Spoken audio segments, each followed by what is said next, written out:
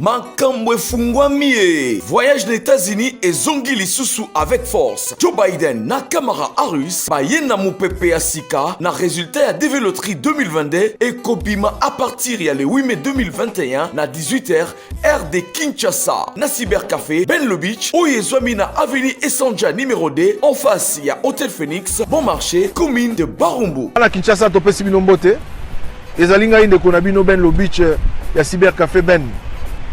Nazali ko lancer message oyo depuis États-Unis sika nazali pour na ko rappeler na bande ko nyonso ba participer ki na programme ya DV Loterie 2022 oyo betamaki na mois d'octobre ya 2020 ki ba résultat na yango ezali kobima le 8 mai ovandaka na poto na Belgique na France otika bana na Kinshasa mwasi azali na Kinshasa oza na posa aya na États-Unis contactez biso na ba numéro ezali wana na se toko sunga yo pote mwasi na yo to bana na yo baya na États-Unis ko gagner DV Loterie oyo ezobima soki oza na mbongo te ya ko voyager pe ba démarche na akei na yo na mboka ya États-Unis d'Amérique nyonso ekozala prise en charge na cybercafé Ben Le Beach ozalaka na poto na France, Belgique, Afrique du Sud pe na États-Unis d'Amérique otika mwana na Congo otika mwasi pe bandeko na yo na mboka RDC ozana posa bakoma na mboka ya Oncle Sam na États-Unis d'Amérique tala occasion yango yo à ne pas rater avec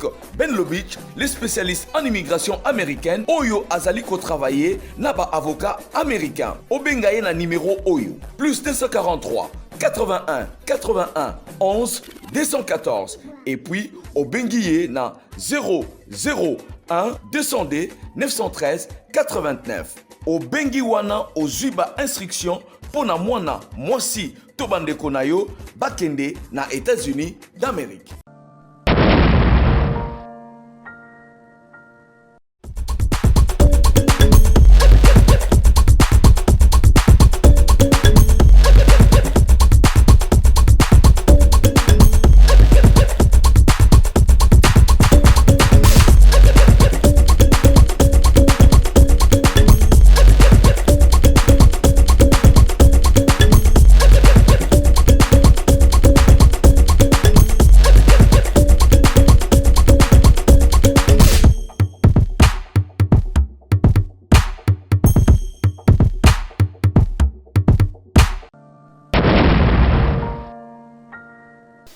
Bonjour à tous, merci na confiance pour ça à la première chaîne YouTube à travers les mondes télé Tchangu, tozana sengo mingi, à Rosala Nabino et Longo, na émission Nabino entretien, il y a Lelo, Toyambi, Azamoto Asikate, mais Toyamba Yesali moi Tango Penze Belé, président, il y a Congo en avant, Médard Kankolongo, il y a un invité Nabiso, na Ye Penza, Tokoloba, ma solo et Mboka, d'abord, ma solo, il y a Bande Konabiso, Bazeko vivre catastrophe, il y a volcan, éruption volcanique et Salami, na Nord Kivu, Bande Kolelo, Bazali obligé à se déplacer vers Cité à Sake, Tokolobela Yango. Qu'est-ce qui a fait que volcan ou éruption ou la spontanée, batois à la avisé, Tokolobela Yango responsabilité à gouvernement na Makambo et Salami observatoire et un financement et consort. Tokolobela paix situation en OPKK ya est ya mboka na biso na ba massacre avec la déclaration négationniste ya Paul Kagame oyo lelo dernièrement à se dédire na makambo ya lobaki sur ba massacre wana réaction ya Kinshasa tokolobela yango timide en tout cas bato mingi balobi yango ezaki timide pourquoi est-ce que stratégique ou diplomatique ndenge bango balinga koloba Toko, le blanc on a invité Nabiso Lelo. Situation il y a Kinshasa. Invité Nabiso à Mingi Makambo à Kinshasa. Et d'ailleurs, Ataki Alinga qui même comme un candidat gouverneur et à ville ya Kinshasa. Kinshasa, Kinshasa, la poubelle pour Makambo au marché. Gentiningo Bilakanga.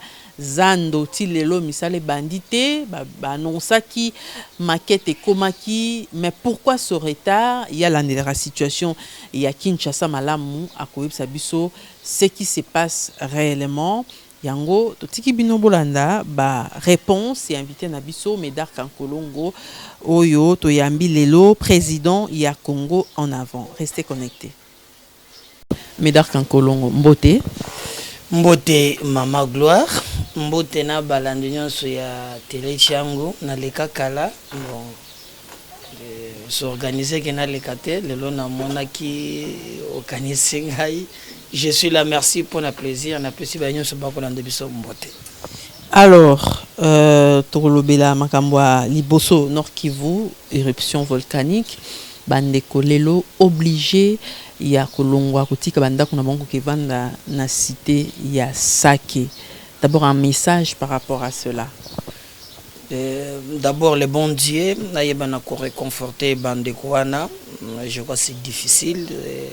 Région wana bakufana masasi mabe bakufana moto mabe là venir rangongo et créer sous ba tremblement de terre au moni ba fissure.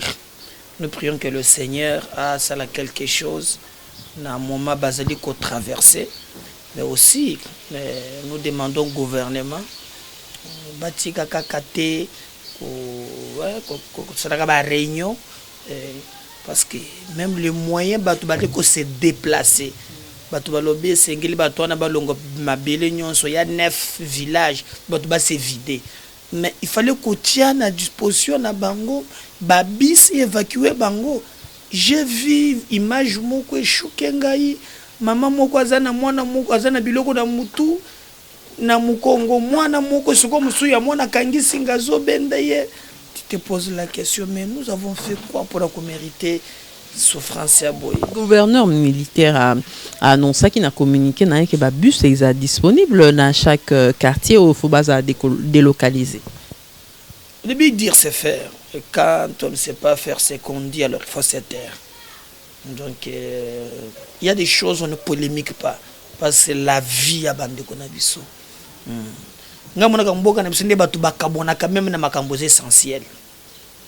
Il y a des choses qui peuvent séparer battu. Quand on a pouvoir, vérité, désir, partout au monde ça existe. Mais il y a des points inisaka battu. Là, il ne faut pas venir opposition majorité, il faut qu'on ait les Congolais. Et je pense à mon niveau gouvernement, il faut doubler l'effort à sa vitesse. Les images, on a moni, n'a choqué.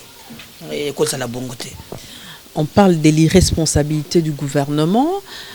Tango volcan wana oezali catastrophe et salamaka et koko zala prévenu bakoko prévenir batu parce que observatoire mobimbeza wana potala makambo wana mais sans équipement, sans financement et na barrière. Très grave, c'est l'image d'ailleurs de l'homme politique congolais. Parce que il paraît que Bassa est là 28 gigas par semaine. Bon gata mutu mubola we na kibubola nangai. Moni na fongole ka moi chaîne nangai YouTube MKBS ba MKBS ba ko s'abonner ba s'abonner. Mais na chaîne nangai na sala ka sona calculeta ngai individu qui n'a rien.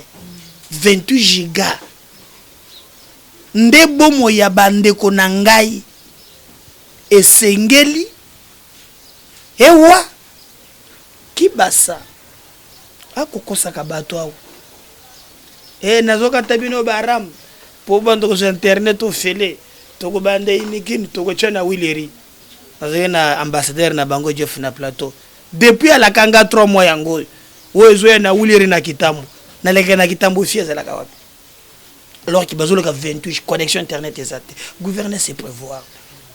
Pour démocratie et le pouvoir à peuple, non? Pour le peuple. Donc, ce qu'on fait, c'est pour le peuple. Et vous constaterez que dans ces pays, le Congo n'a pas d'argent que quand il s'agit de la population. Mais le Congo a des millions quand ces criminels politiques, économiques, appelés les politiciens, le pays d'argent. L'andela bien bongo baïbak. Faut que ça 1 million. Kitambo le mieux retro comme ça ministre de l'économie et souka wa babando yo combien 12 millions. Olanda kitambo le baki o vieux Pepe Ilukamba, Mayo, Nasser ya Lugol, ya Logil. Ata ministre comme ko wangana yango, comme ko zonga sima. Combien? 176 millions de dollars. Kaba millions na Congo.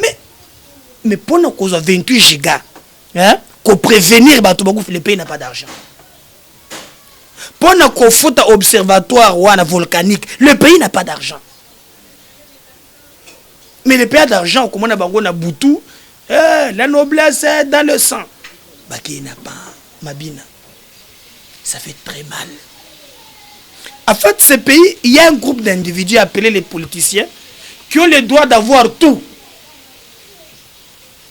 Mais il y a un bamoussous, tu bengami population, tu as le droit à kozanga tout.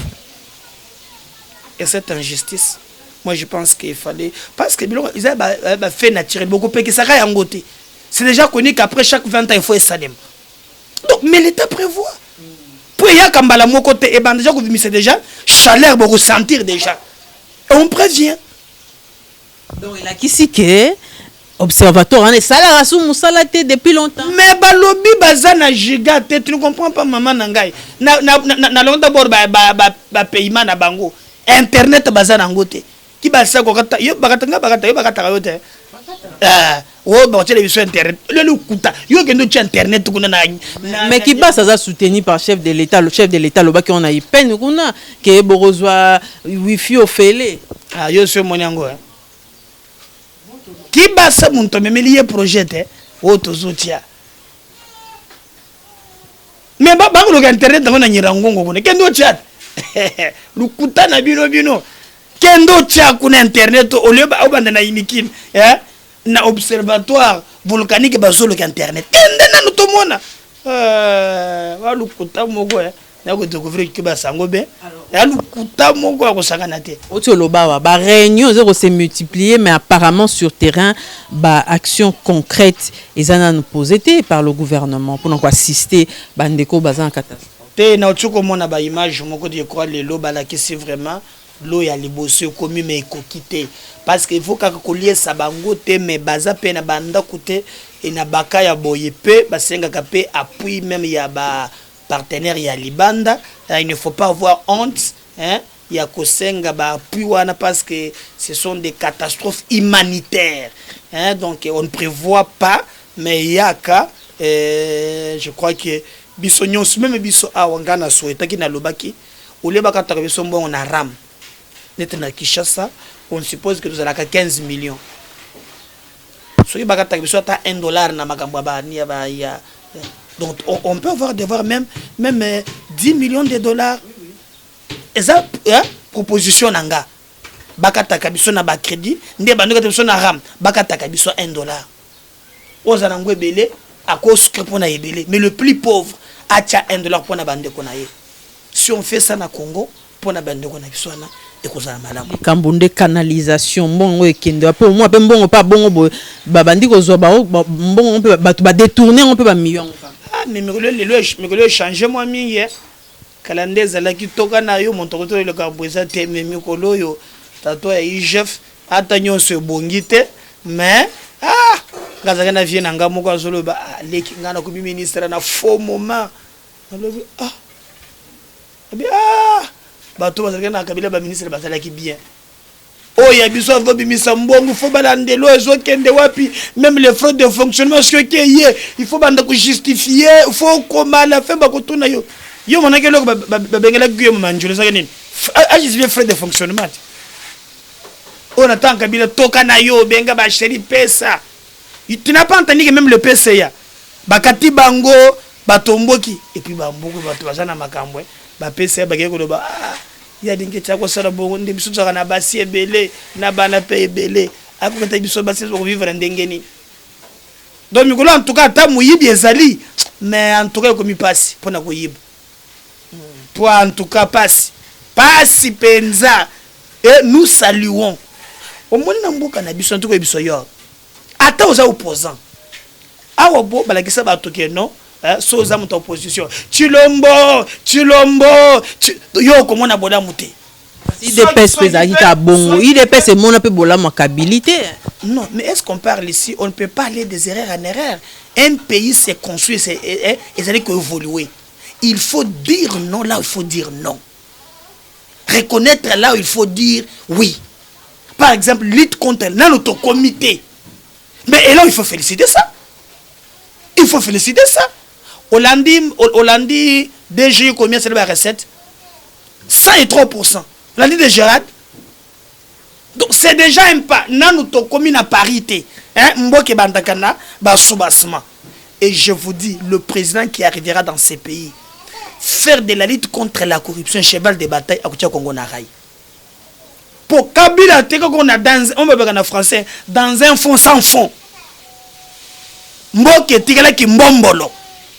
Mais maintenant, nous to comité, mais en tout cas, pour nous collander la mouyibi, to qui est quand même, en tout cas, ce qui to continuer nango, pour bambé isa. Nan commis, par exemple, comme on a ce que mon toisard, par exemple, mon union sacré, bah collander la malem. Hein? Il y a un des analobaté, justice moins discriminatoire. Mais attends, to ko bongi so mais au moins, bah de la mouyibi. Il faut être impartial. Justice c'est cosa ndambu. Te nazolo ba, ndé on a ba inspecteur bazo sala. Eza ndambu mais to bandika me basa miyibi. Eteni tiba ko kanga yeti. Ponde ya talibia frère de ta Kabila. Babando c'est que les lois mouyibi, hein? Tout le monde a le courage de le dire. Mais maintenant, tozo linga ba appliquer les mêmes pour na batonyons. Je ne veux pas que ezala na double vitesse. Minité balobagi ni mamba a détourner bongo ya frais de sortie ya ba membre cabinet na ye ti lelo bakanga mais wana quand tu ne comprends pas que Eza, si tu compares ça avec Matata, il faut aussi prouver comment elle avait détourné, il faut chaîne des dépenses et consorts. Mais viens Nzenze, il y a solo à Zambongo pour vieux habiter Mundenga na bato mapango. Viens à locataire, il y a une place à la guitare avec le premier ministre. Au moins, on espère que la terminer soin. Na kwa tubantu kulia male wana. Mère moko bwazala ki wana se omile oyo mizweli sana. Viens tubantu male place wana. Viens on dirait kana mapango. Pa! Eh Nzenze nda sombango. Mais d'accord, Colombo. Quand travailler na Kabila, hein, c'est moins facile. Bon, le but est que ça y est. Mais batu bala kisa kinganga na ko confirmer to pona zana moni. Ubozo na kalembele mbe mushi. Hein? Vous avez ceux qui 11 niveaux et ceux qui batu ba ko tonge. Mais d'accord, Colombo. Tozonga na magambo te. Ngana zo confirmer te mbe za y est. Pale lokomola. Omoni oyo Kabila tongela kizenga na papa mokolo azana amuna katambula kate ndako so ya 300 chambres ako sala nango nini yo ngana nana kotaki ngakati te yo so kotaki ngakati tane te Kabila ngakati wa osana nango nini yo mutu moko dans un pays où les gens avec $1 yo mutu moko balo bakingati ko to la tene semaine ozo silisa ngote okokota boye kote ba hippopotame ba aéroport ezana kati ba nyoka bangando tout tu vas faire avec ça yo moko M. Hollanda Maréchal Mobutu. Alors Médard Colombo tozonga na mamba ya volcan va to kota politique Vital Kamerhe a commis lettre depuis soit à Pékin en prison, soit pas à la centre de sang, à un hôpital na BPT. Mais depuis Sikaza, tout le reste depuis Sikaza a commis lettre à Bengi, ba leader politique nous na solidarité pour na makambozo le kana est ya mboka na biso. Comment yo trouver initiative? Papa Kamerhe pesa kanga pasi rumo na seno bika zobela na tika ye. Ni makambo ko mi ko sala shokolo na banda ko réagir kaka. Yo ali mo kangami. C'est dans ces pays, naturellement, boy. Makambo ezoleka mikolo yo so Félix. Pour la corruption, dans le biais cleanité, il y a des faiblesses. Mais nous avons quand même, hein, tout cela qu'à moi avancé. Pour Nathan, il y a Kabila. Batali Sakabiso qui est mokonzi asamba kate. Au moins, il y a une tunda ya kasende vice-premier ministre à la barre. Ce qui est dans Mboko yo, ministre pas quoi samba. À la barre, les camarades peuvent se rappeler. Non, le mec, il était à la barre. Non, et bandagambala mon côté, ça processus, hein. Mais au moins, même ministre à quoi samba. Ça, il faut saluer.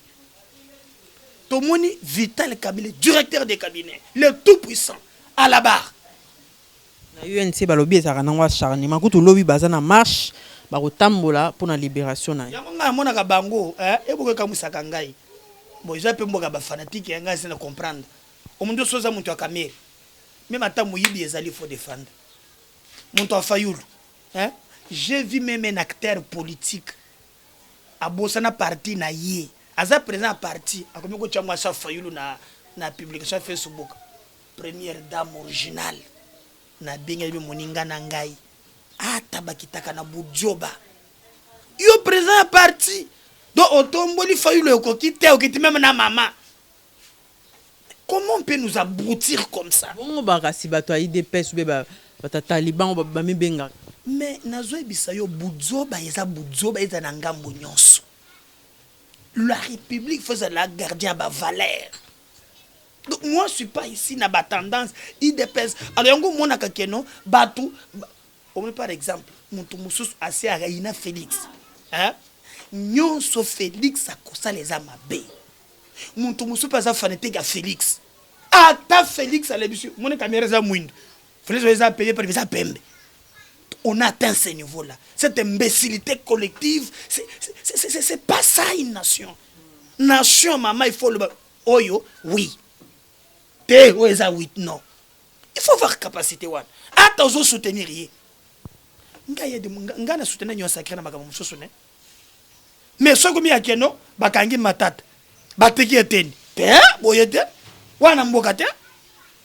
Tete. Et là, nous voulons la République au bateau. Il y a des fondements pour lesquels il faut te mettre d'accord. Alors, quand la marche, acharnement, je vous donne un élément. Pour la pression de la moto, acharnement. Acharnement et comptable. Sur le procès. Comptable à présidence. Acharnement et l'ongolier na présidence, ti na banque centrale. Acharnement et pesi John Ntumba téléphone. Acharnement et bengi comptable. Acharnement et bisiye John Ntumba senga ye mbongo. Acharnement tango comptable yambi abien comptable bebi na kopé so mbongo wango ndenge nini. Ça se passe pas comme ça.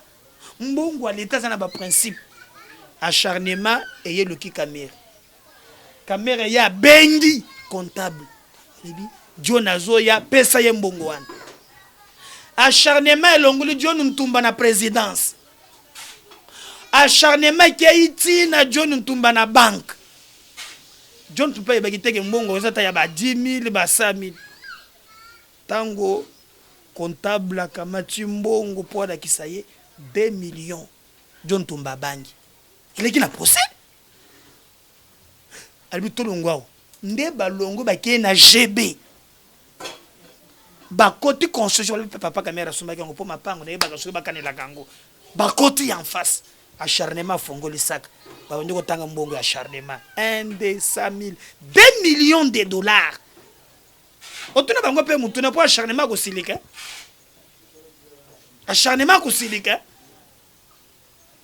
na personne baka mourir acharnement bateka acharnement pema. Maman comprendre. Yebisa bango te molokota na bango batika acharnement pema. Acharnement ça dit. Na poso na natangi le mibale. Comment tu peux trouver un contrat à 26,500,000? DGP ba yebisa ki yo ke non. Ndenge on ne peut pas quitter de 26 millions à 57 millions. Ba communique Kamerhe ba lobby, nous vous donnons pas l'autorisation spéciale. Acharnement lobby longo kuna alobi ando salango en accord na président de la République. Kamerhe lobango plusieurs fois comme président de la République. Président yebaki. Tango siko ba yebisaki la kisa mo note moko président yebaki la kisa ki.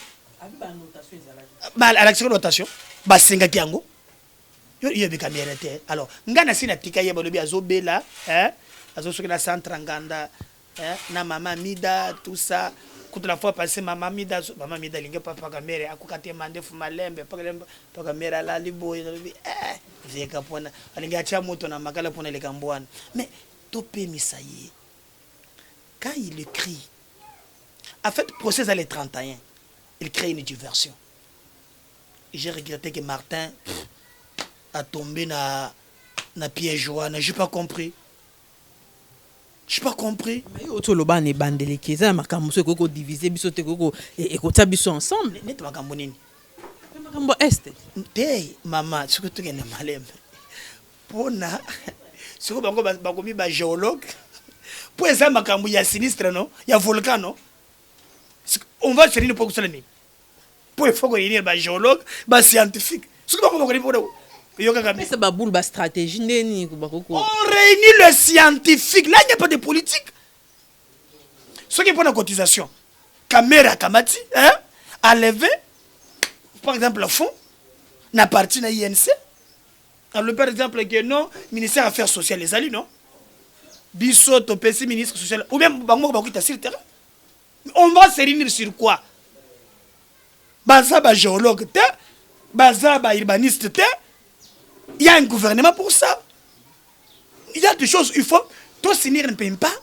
Mais tant que Martin, oh non, pour la bande de Konangaï, Nanjimi, Boyena Boye, et le Cambou et PSB sauf fenêtre. Nathalie comme un Martin, est-ce qu'il comprend comment il peut tomber facilement? Nager à caméra qui crée une diversion. Na dialogue, on s'oublie à la table. Bateste, bazana revendication, préalable avant dialogue continuer. Nin, libération à caméra. Il sait jouer sa carte.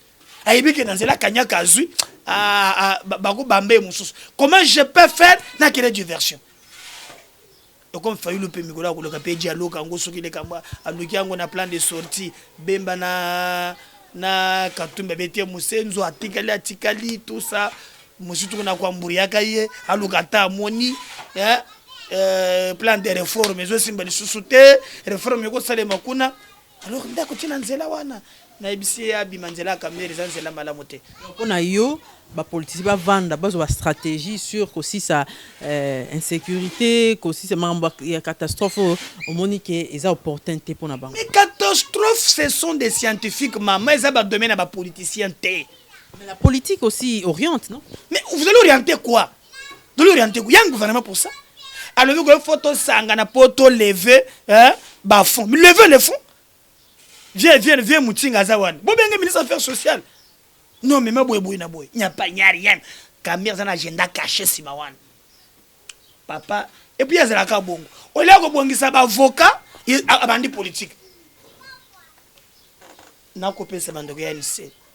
Ça ne se traite pas dans la rue. Na ba pression le kota boko salawan. Ça se traite à la barre. Et je rends hommage à Gigi Yani. Oya kufana procès wan. Po Yani loko de ba lumière hein. Mon des aussi bango za boy. Blague ko salate. Pour la mémoire na ye, on ne peut jamais trahir na procès wan. Alors tolobe siko makamba elo na lobaki ngote ne bandeli ya émission na biso likamba congolité avant to kita na makambo susu. Loi ya Noël Tchani, est-ce que c'est opportun aujourd'hui? Moi, je ne veux pas faire des débats où et zali vraiment loi et il y a quelque chose de problème. Mon Covid dans la société. Premier élément.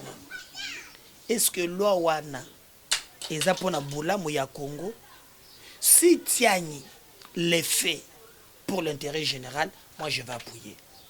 Mais si cette loi est pour régler problème d'un individu, la politique de l'exclusion était sa limite. Tu as vu avec l'ivoirité en Côte d'Ivoire ce que ça menait. Donc, moi, différence c'est que j'aime que tous à la mboka ou tous à katana biso, il y a que réfléchir comment on peut bimisa Congo na libulu. Que tous ou akata ya ko réfléchir ça que le lengeni to ko se piéger biso na biso ezanati na mon côté. À mon niveau, je pense qu'il faut travailler pour l'intérêt général. Mais sur le Noël Tchani et ko ki kozala pour l'intérêt général, ngazo na problème te. Ba ya na ngonan potozo kakak. Hein? Il y a pas à peu député. Il faut un député ou bien par une pétition. baya nango parlement traité yango tout le monde est quintessence na yango. Mais balobi za reviser déjà Moïse Katumbi, ils ont revisé ba candidat, ba potentiel candidat président de la République, balobi ba procès au salama apparemment ils a ba procès ba élimination ba potentiel candidat président de la République. Alors comme on est dans les suppositions, je vois pas comment Félix va accepter ça, je ne sais pas.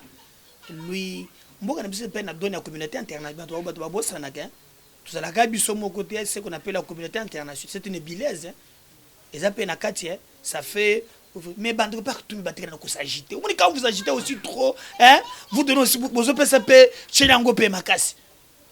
Afin d'aller à l'hôtel, il parle de l'hôtel, beaucoup de c'est Makasi. Faut aussi, hein, on a certains même bango agitation et l'équipe. Nous avons dit, Yambo, pour ça, hein, à pas sokate. On ne s'agite pas aussi comme ça. Parce que c'est très grave. Mais le comment hein ko baluka on dit évasé lui qui a tremé baluka quitte ma mère va ça le bango ndengewan. Donc c'est devenu normal. C'est pas comme ça que ça se passe. Déclaration négationniste à Paul Kagame tozonga na est avant na lobama kambo ya Paul Kagame. Comment gouvernement na biso réconcilier éruption volcanique na état de siège. Tozonga na wana avant lobama. Bon, état de siège, maman, je pense qu'il faut saluer ça. Contrairement à... On a tout le monde mission à poto, il va na bibembe wan. Soit tu caméra na ye lelo babomina beni 17 azochawa. Babomina nyirangongo 30. Il est compatible en fait, hein? C'est devenu un fonds de commerce. Maintenant qu'aujourd'hui Félix a une logique qui est marchandise na bango bandi ko mona bomo ya bato et si la bato sur monango mabe. Mais certains députés, je cite Délice Sangalobi ezaki nango président ko okende na décision extrémiste c'est bon côté ba décision monsieur ezaki ba mesure monsieur ko kozwa et ko repé ko mettre fin à l'insécurité. Et grave hein? Grave, les gens qui ont dans le téléphone une semaine, ils ont des images à bazo papaté. Ça ne te soulage pas. Quand on a posé aux Français, on a calculé derrière. Dès ça été dans ces pays au massacre, tout ça les a kiché ça ouais. Cette atrocité, vous trouvez ça normal? Moi je regrette. J'encourage l'état de siège pourvu que boucherie mène ou anessil. Les restes là ce sont des politiciens. Bako Banga. Insécurité et ça là pendant ces 20 ans ici la caté Félix Assil Sango dans 2 ans pour na bango Félix à cause de victoire donc il faut critiquer CAC c'est ça c'est ce qui est clair. Maman Kabila a fait dans ce pays 19 ans donc il y a un conseil de sécurité incapable ya kolobata nombre ya ba mort na biso c'est la France qui s'est battue pour nous pour que ba reconnaître qu'on a tué 6 millions de morts alors on a 12 millions. Mais Félix, dans 2 ans, a dû décider mon courageuse pour nous préserver les lois aux organes. Par exemple, la route numéro 13, 3 trafic est zone. Pas tout le monde circule librement. Wana mabe. Non, wana vous savez que dans le bâtiment, moi, Félix, le bagage na katanga, le bagage non, nous encouragé. Mais vous avez qui nous quitter. Mais président de la République, pe a lobby pe makamba mort on a biso te Paul Kagame a lobby qui génocide des alate na mboka na biso président contredire yete abi na boy na ko répondre. Non, il a lobby rapport mapping. D'abord il faut yeba maman. Net yo gloire. Tu attends que Kagame anjima et là tu es au Congo. Non, ce débat je ne comprends pas. Comme Paul Kagame, non, il y a eu des massacres, le Rwanda a participé. Vous pensez que Kagame peut faire ça? Même si Kagame n'accepte pas, mais c'est le président de la République qui est garant, il y a bon fonctionnement, ce qui va nier catégoriquement. Est-ce que Kagame accepterait que nier génocide rwandais? Quand Félix Tshisekedi s'incliner. Ce n'est pas le problème, il y a Kagame, Nabandé le sous. Si l'instabilité du Congo peut profiter au Rwanda de se développer, Kagame utilisera ces pistes pour nous déstabiliser davantage. La capacité d'une nation, c'est de déconstruire à l'interne pour réagir la libanda. On appelle cet exemple. Kagame a tengo mémorium na Rwanda, non? Tout le monde devrait s'incliner là-bas. Mais nous avons passé 18 ans à Kabila. Si, qui nous a empêché nous de construire ça? Kagame le sous. On appelle cet exemple. Mamadou Ndala Koufi. Balingi batonga rompwe moko na Goma. Baboy. Kagame le sous. Kagame s'est connu de tous. Bazana gaz méthane te. Baza premier producteur ya gaz. Ya biso non? Un état à gérer. Mais le président de la République, il devrait corriger Bambeba Oyo Kabila Salaki. Mais na état de siège. O Tozanango, Tozana frontière na Rwanda. C'est faut retenir ça. Et Rwanda a tout intérêt de créer un incendie mokoboye pour tenir ce capoté. Tant que par exemple l'état de siège. Anakande, oui, c'est bon bien, mais moi, si ça allait être moi, je vais tu vas accompagner. Tu vas accompagner, et t'as lieu. Rwanda n'est pas content. Ça, la manenga bien réfléchi. Voilà, ndenga bien, ndenga. Il a compris qu'il a perdu le pédale. Aujourd'hui, à Messanakake, Babomina, Bamachette, mais les lois coûtent tout est devenu militarisé. Vous parlez d'un État à genoux, mais face à cette déclaration, notre État aussi devrait réagir. Mais il a réagi. Moi, je veux... Une réaction timide. Qu'est-ce que tu n'as pas réaction timide? Par exemple, quand le président dit que Kagame doit collaborer avec le rapport mapping, parce que ces rapports, et Salami n'a pas expert congolais, et ça va tout crédible. Il rend hommage à Batouana. Obawa, ça c'est un. Dédé, il ne s'est pas arrêté là. Il a répondu Kagame na Mukwege. Kota lobby, mais quand il a parlé de Mukwege, qu'est-ce qu'il a dit? Mukwege, il vit à l'est. Autrement dit, quand il dit bah atrocité wana, Mukwege c'est quelqu'un de respectable. Et je suis fier et je l'accompagne. C'est une façon timide de répondre. Face, il y a propos, il y a Paul Kagame. Selon certaines personnes. Alors, maintenant, certaines personnes là, il fallait que le bani.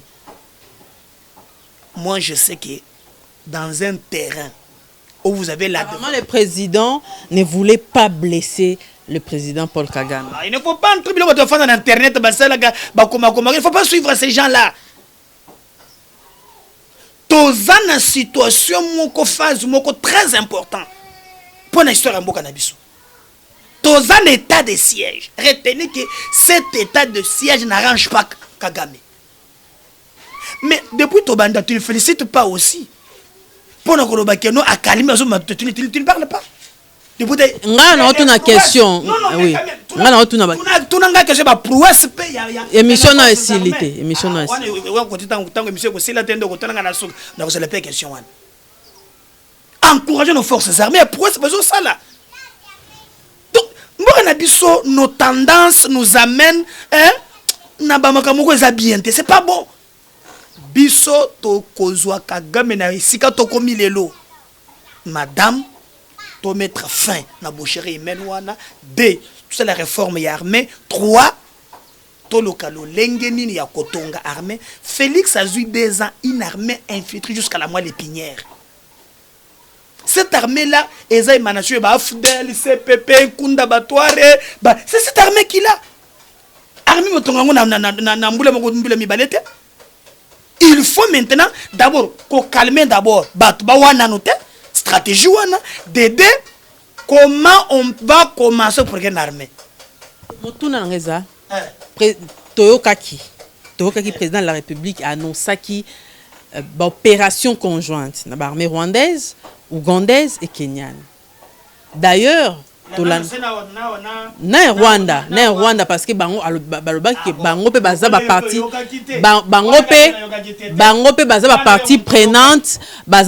prenante baloba président aloba nani Paul Kagame pa loba yango na interview moko sala. Alors bango alobi ba pays wana comme bango pe baza ba partie prenante. La coopération militaire n'est pas interdite partout au monde. Même na état et siège, même au état de souveraineté en Mboka. Mais qu'est-ce qu'on parle de souveraineté si on a des renseignements? Tout ça, le pays frontalier. Est-ce que vous comprenez très bien? Mais il faut respecter les normes prévues par la Constitution. Ces pays-là sont, entre guillemets, agresseurs. Kasi na complété. Lingi otalisa batu te le kanatele tiango. Que coopération militaire est mabete. Même les États-Unis coopèrent. Là, avec les prétendus agresseurs. Oyebi ba yebasa les relations internationales ba ko yebisa yo. États à la canamité. États à la cana ennemité. États à la cana ba intérêt. Tu as vu États-Unis na Corée? Parce que ba ennemi non. Oh ya lobby à Zongis. Qu'est-ce qu'ils ont fini par faire? Ça fait pas collaborer. Qu'est-ce que tu fais? Il n'y aura pas d'ennemi éternel en politique. Il y a eu des quand vous parlez de Irlande, Macron, tu connais autre des relations continues. Kagame d'abord on a en France. Comment étaient les relations? Pour résoudre problème, na bateau bazay ko agresser, est-ce que c'est un problème? Est-ce que ça s'est fait? Tous les moyens est possible. Même na bitumbo vous finirez par négocier. La négociation et d'ailleurs aujourd'hui bitumba ya mando qu'ils allaient sauter na monde ya lelo. Na monde au moins na Syrie. Hein? Ça a pris tout le temps que ça a pris hein, ils ont fini par négocier. Maintenant, vous négociez pour vos intérêts. Les Rwandais ne négocieraient que les intérêts du Rwanda. Et maintenant, c'est le Congo à négocier l'intérêt à Congo. Mais vous ne pouvez jamais voir une diplomatie sans armée. C'est que le Rwanda a dit du Congo. Pourquoi ne pas appeler l'Angola par exemple? Pour nini kaka Rwanda. Voilà. Alors, Narina Lobalisoso, Narina na pose à journaliste. Parce que c'est lui qui nous agresse. Nous avons un problème le plus permanent, c'est le Rwanda. Mais je n'ai pas, à mon niveau, si on peut avoir des renseignements clairs, je ne permettrai jamais, moi, qu'il y ait un Rwandais dans ma belle nabisono. S'il y a pour des renseignements stratégiques, moi, ce que j'ai voulu, jamais on peut barmer Moussou Bako ya tête. Question. Alors, je vais répondre à la bande de partout au monde, il y a des coopérations militaires. Même avec l'ennemi pourvu qu'on atteindre l'objectif nayo. Ça arrive. Tu sais ce qu'on appelle l'infiltration? Le Rwanda nous a infiltrés juste dans, même partout, partout. Pour la nuit, ils ont développé l'intelligence. Et moi, j'ai compris que nous ne devons pas être un État genou. Nous devons être un État qui est capable de négocier nos propres intérêts. Maman, je te dis, ceux qui t'ont commis une armée à ma casse, il faut retenir ça. Tout ce qui se fait aujourd'hui, tout ça en armée à Malongate. Armée n'est pas infiltrée. Hollande n'a état de siège. Bakangi président assemblée provinciale. Il va démentir l'information. Ah, il va démentir, mais il va dire que c'est vrai. Bakanga qui moko major. Major, ils ont collaboré na Badef. Comment Rwanda kusakana na bisote? L'armée là, aux la souveraineté, non? Symbole la souveraineté, c'est l'armée monto. Appelez ça Rango Makasi. Et armée infiltrée. Même Félix n'a pas une tâche facile. La condition à côté la Kimboka. Bande coming bazaro sengande et ba exfiltré armée na biso ba élément oyo eza ba onde to ba infiltré pour que bah, opération sur terrain et réussir. Parce qu'avec cette armée infiltrée, bah, que même état de siège réussite est à 100%. Il y a le biguier, il y a le tendance mais le super natique. Babandi kaka mingi te ba exploit wana ba to kimi ko 100% même Nzambe même Dieu le Père. Il a créé toi en un seul jour. Prévision, on est à prévision. Comment vous prévoir ma cambozo mon les autres bien? Oh ba mi tema mabe na njimi bangolelo. Ah! Ba explode ba. Ah, congolais na kokona na comprendre maintenant. Muntu wana yebsenga yebisa za mutema mabe. aussi quand on dit comment on infiltre maman l'armée n'a biso ezana ba infiltrer combien c'est pas comme on a tongo yo longa non ça c'est construit ça ma sécurité le président n'a pas renseignement belé encore un sou pas yebi pe batongo mais yango tu sais pourquoi à état de siège bakangi major pour la première fois bakangi bato 19 à l'est il faut aussi le dire moi je pense qu'il faut aussi le dire ça sur le baguette ngina le bageza malamote obeke bakangi 19 officiers na est ba yina ndolo basambi pona makambo ya kotekaka minduki obengo mais même du temps tango papa na biso mosito azalaki premier ministre alobaka makambo wana te bakendaka kozwa biloko bayebaka bakanga nani akendesta ye moko il a vécu ça bakanga nani mais il y a toujours makambo ya mboka eza pasi tu viens dans 2 ans tu trouves une armée infiltrée pendant 20 ans comment tu vas faire pour au finir bouton ça c'est pour comme ça makambo ya armée il faut aller mollo mais moi j'encourage l'état de siège monto yazo prophétiser que non e réussir était lukuta na ndoki ya Congo yewan e réussir bando za na paix yebisa mutema mabandoki et si après on a tué 14 pour publier na réseaux sociaux ba kukufa de sous-souté derrière nos forces armées ba gagner terrain tozwa kimia. Donc, n'a pas une question. Chance ni opesi na état de siège. Oh, na pesi bango 1000 pourcentage suka kana combien? Chance nyon so place suka le kabazana yango. Voilà, bon, je ne pense pas que les Congolais ou les patriotes ya solo limité que sécurité et na est en beaucoup. Mais vous prophétiser ma belle.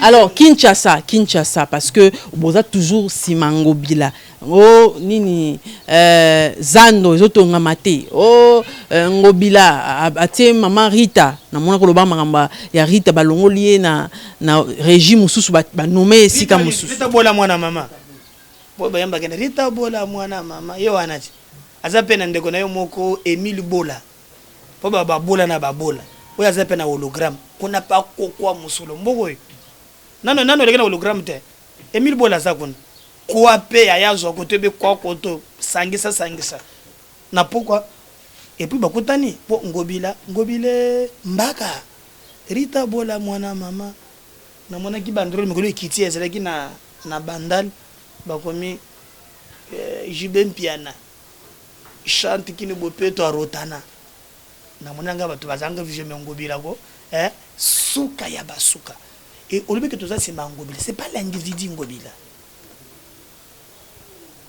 au moni peut-être yo biko bitandance na ngai non mais il y a des choses que je me pose c'est que par exemple ce que Félix avait fait na Zandouane na biso que au conseil ko la kabongo te et la kabongo te donc quand même que non il y a des fois je suis des unions sacrées mais na bois que ma Félix ça la na Zando.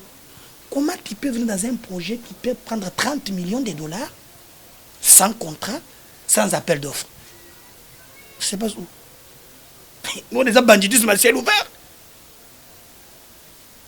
Les lots, nous avons Tongango, Sogema, un société français, 30 millions de dollars. Ce n'est pas maintenant Sogema ou Adieu Construction. Mais finalement, deux maquettes, mais on parle où quand même? C'est 35 000.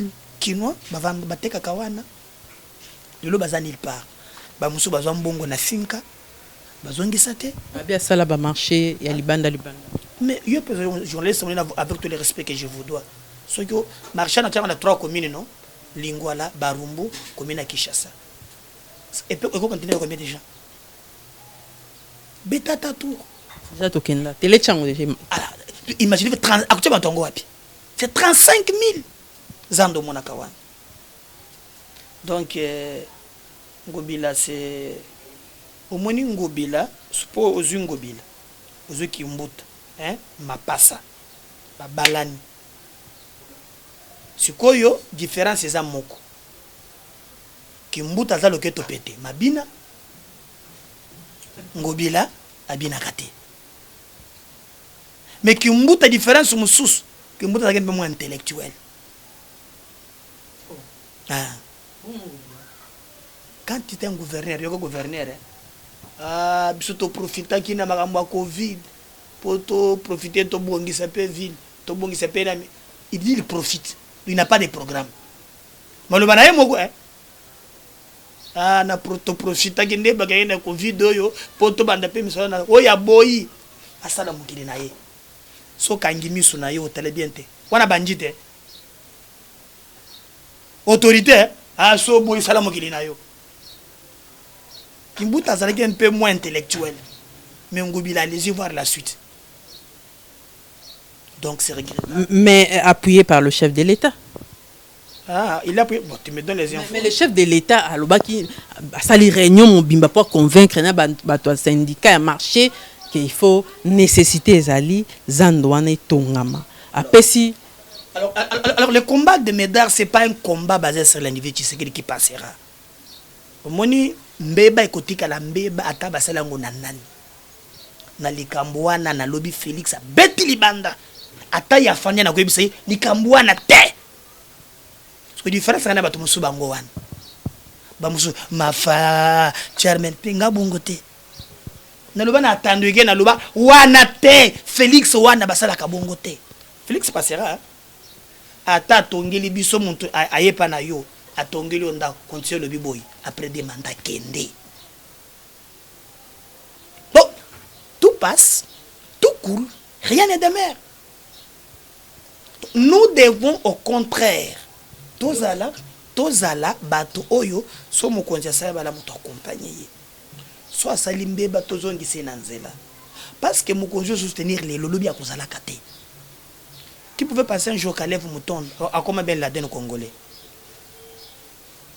Kalev. Mais si vous avez jugé, vous avez une compétence à juger. Apparemment, vous avez une cachette. Na koyebisa yo. Nani yo gloire na mboko yo. Tu veux penser que Kalev va kobata. Abanda pe le o, bazo bogela nga mindu Kalev Mouton dans ce pays. Toi tu peux imaginer scène one, Kalev. Ça montre. Même attends pas besoin de pouvoir lelo. Oh pouvoir. Tika. Tongo moko kotana bo babanda pe kokima. Alors, au lieu de déployer, aux décrier gouvernance il y a Gentini Ngobila à suspendre à 2 reprises Bourgmestre parce que Bourgmestre va accompagner na Moussalate. Yé moko initiateur. Pouvoir les décentralisé. Monto ya lukuta. Apesaki bango 10 000. C'est là qu'on communique na TV. Tilelo. Egenda wapi? Azwate. Apesaki bango 10 000 lelo, lobi a permis bango Ngobila. Quelle vision qu'on gérer. Il est tout sauf un dirigeant. À la société il y a sécurité. Il faut que tu aies $40 Barimer et Tamboli, Médard Kankolongo, nommé Ngobila, gouverneur ya commune à Kinshasa. Bon, nazoka ba info wana bato bakoloba loba o balobi okozala bourgmestre boyena boye. Moi, je ne fais pas la politique pour la poste. Mais la politique, ça la pour la conquête à pouvoir. Oui, le pouvoir pour le pouvoir tue. Nazalinga Moko, président ya parti na biso na bureau monene. Soye na parti na biso ko osoko okova mateleka pe na télé tiango. Omoni ba délégation na ba délégation de yaka. Les décisions chez nous ce n'est pas le président. Parti c'est rien ça. Mais tu penses que si un jour à la limite parce qu'il ne faut pas parce que Maloboto Baguetti Kalaka.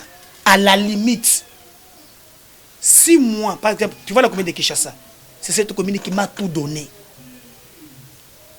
Cette m'a tout donné. Quand je vois l'état de la commune, Nalelaka. Si mon expertise peut-être c'est si chef de l'état qui n'a rendre service na commune Nangai, je reviendrai dans Koto na Mutuna.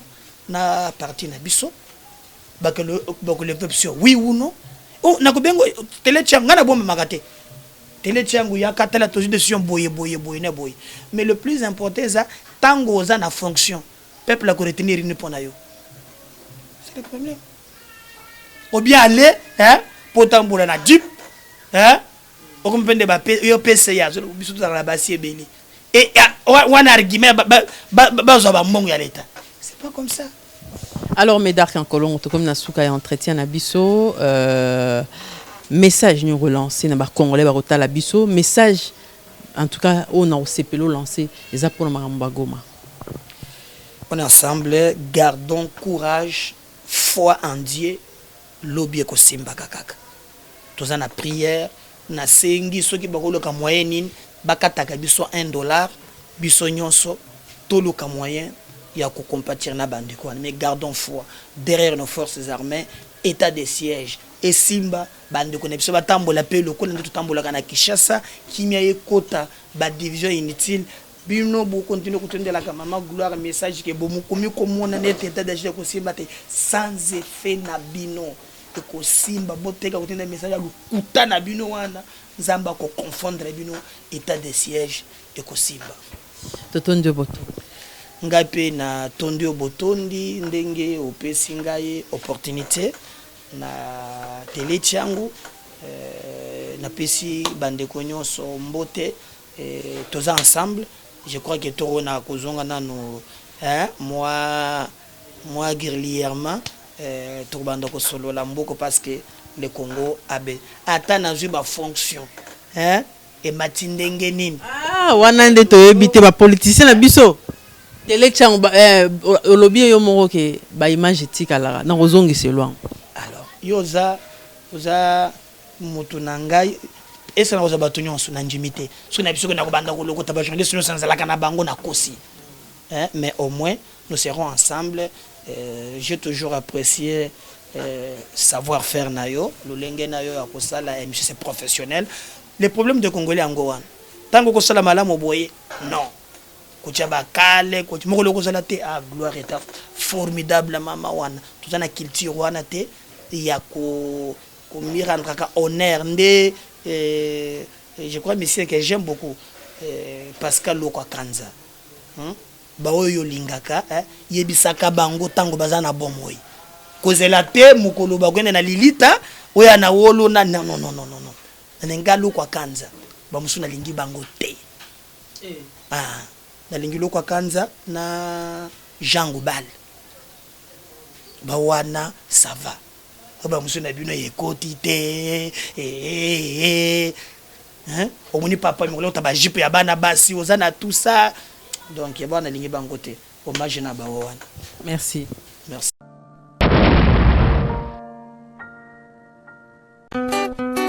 Makambo efungwami. Voyage aux États-Unis et zongi lisusu avec force. Joe Biden na Kamala Harris bayena mupepe ya sika na résultat ya déveloterie 2022 et kobima à partir ya le 8 mai 2021 na 18h heure de Kinshasa na cybercafé Ben Beach oyezwami na avenue Essanja numéro 2 en face ya Hôtel Phoenix bon marché commune de Barumbu. Na Kinshasa topesi bino mbote ezali ngai ndeko na bino Ben Beach ya cybercafé Ben.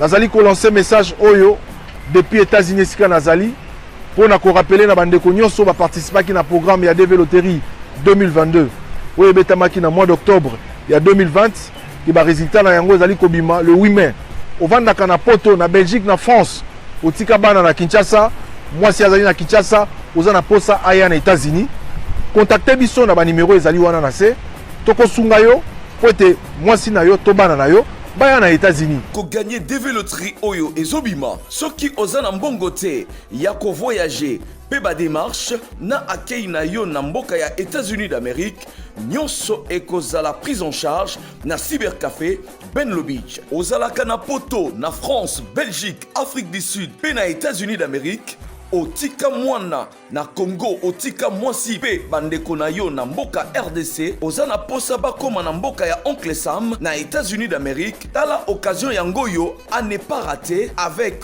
Ben Beach les spécialistes en immigration américaine oyo azali ko travailler na ba avocat américain obengaye na numéro oyo plus 243 81 81 11 214 et puis obengiye na 001 200D 913 89 au Bengi wana au Zuba instruction pona mwana mwasi to bandeko na yo bakende na États-Unis d'Amérique.